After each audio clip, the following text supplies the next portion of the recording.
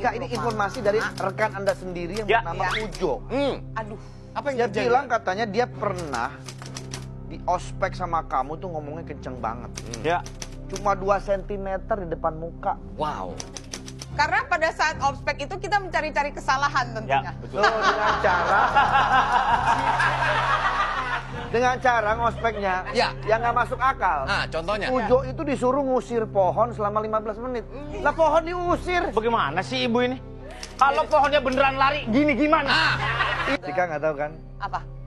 Kita sudah mendatangkan Iya. anggota dari Project Pop. Waduh, siapa? Tentang dong. Siapa nih? Ini dia.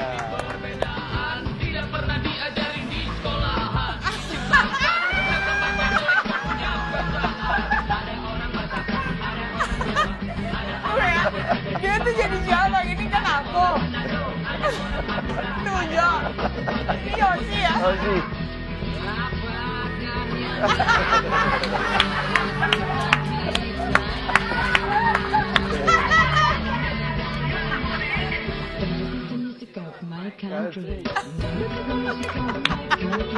Mirip tau. Astaga.